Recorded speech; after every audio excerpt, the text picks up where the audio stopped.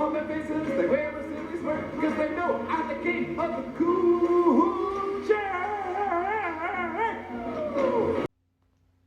Damn, son, where'd you find this?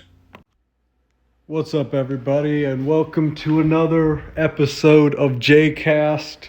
Today, I will be talking about the NBA playoffs. I'll be doing a quick overview and predictions for the playoffs, so I'm going to get right into it. First things first, I think that the Lakers are going to beat the Memphis Grizzlies in round one.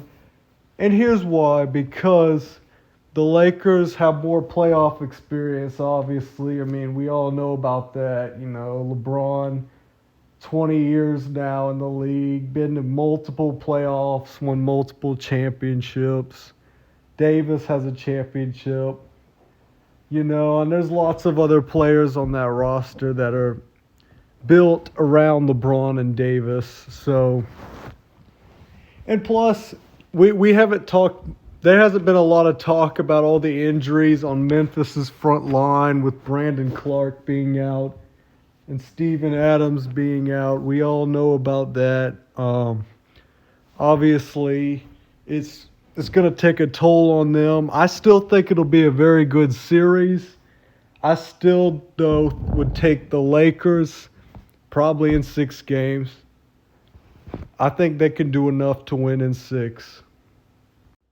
I'm going to be honest. I know the Phoenix Suns Los Angeles Clippers series is going to be a very good series.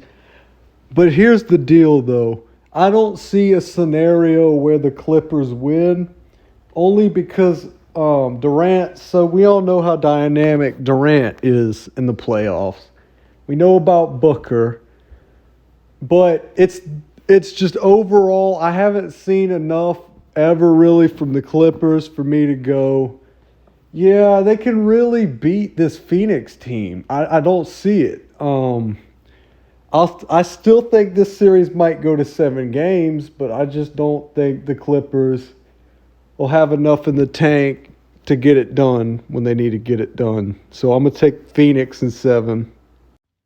All right, so this one should be a close series too. We got the New York Knicks and the Cleveland Cavaliers. I'm going to take Cleveland in 7 because I don't think the Knicks will have enough consistency to match up with Cleveland. I might be wrong, and I might get roasted for this, but I still take Cleveland. Evan Mobley and Jared Allen down low, very dynamic. We all know about Mitchell. I mean, I don't think can Randall do enough to keep up with, Donovan Mitchell's scoring ability and all of that. And how are they really going to defend them? So give me Cleveland. Watching the Golden State Warriors play is like watching Phineas and Ferb evade being busted by Candace. Every episode, it's like, Mom, look, Phineas and Ferb are building a contraption. You can't see them. And it's like that with Golden State because they win all these titles. But unfortunately, I'm going to end the Kings' magical run here. I'm going to say Golden State wins in 6. And that'll be it for the Kings. The Brooklyn Nets are not your typical 6 seed. They're a once in like a every several years team that magically gets in the playoffs with not very talented players. I'm not saying that to be, deprive them of what they've done, but most of that was KD and Kyrie that got them to the playoffs half the year. So I'm gonna take Philly in 4, especially like if James Harden does very well all series. And you got Tobias Harris and Tyrese Maxey. Those guys will be just too much for Mikal Bridges and Cameron Johnson and all them. I'm going to be straightforward on these last 3 and make it quick. Milwaukee will beat Miami in 5. I think Jimmy Butler will help Miami steal a game at home, and that'll be it. Denver will sweep Minnesota despite Anthony Edwards' efforts and Karl Anthony Towns' efforts as well. And give me a sweep for Boston, Atlanta. In round 2, I think Milwaukee will be too much for Cleveland. I mean, we don't know what Middleton will really look like. We've seen him play at times, but he hasn't been healthy that long. But Giannis will just be way too much for any of them to handle. And that'll be it. I mean, it might go to like 6. But, we'll see beyond that. Probably not anything else. Either way, it's been a good run for Cleveland. They've had a hard time getting in the playoffs recently without LeBron. That's not an easy task, so my hats go off to them this season. I actually think Boston, Philly might actually go into 7 games. You never know. I mean, because Embiid is supposedly might be the MVP, And, I mean, I don't see where... I think Al Horford's too slow to guard him, to be honest.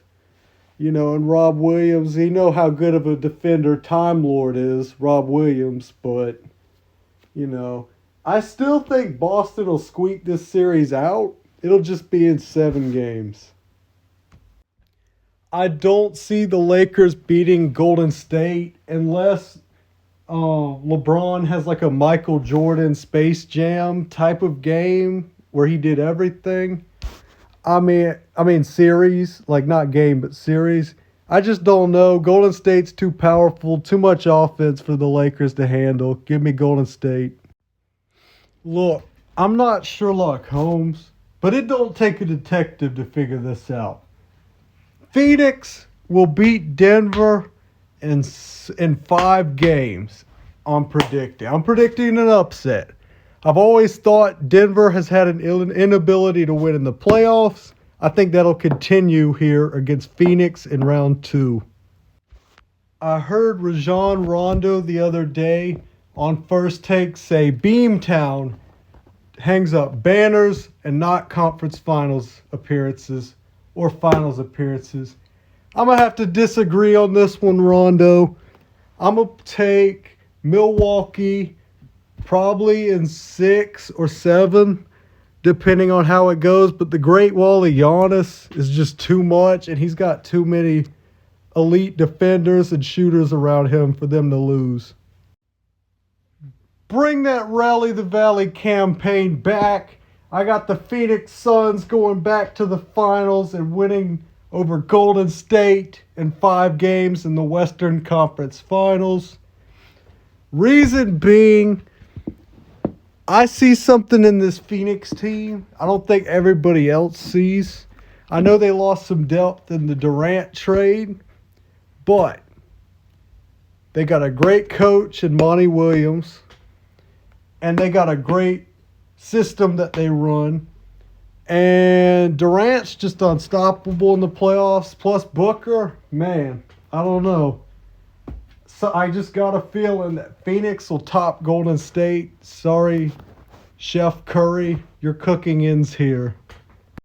And for the NBA Finals, we got a 2021 rematch of Phoenix and Milwaukee. The buck does not stop here. I got Milwaukee winning it all, probably in 7 games. It might, or 6. We'll say 6. I got Drew Holiday taking home Finals MVP for his efforts. That's how I foresee this going. And we shall see.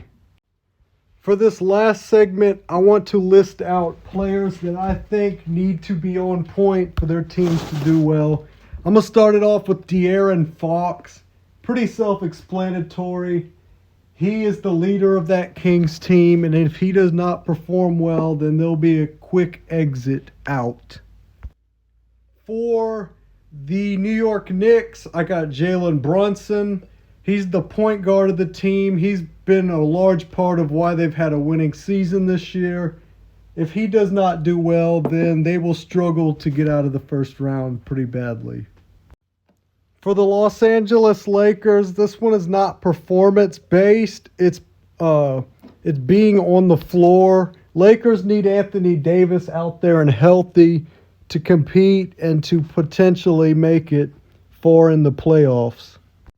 Lastly, I got James Harden. If he can score like he did at Houston, then Philly might potentially make the finals. Well, you never know. Sky's the limit. But he has to play well on offense, not just as a facilitator.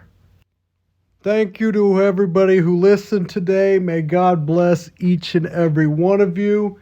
I will do more of these probably over the summer or sooner. And it is Jay out.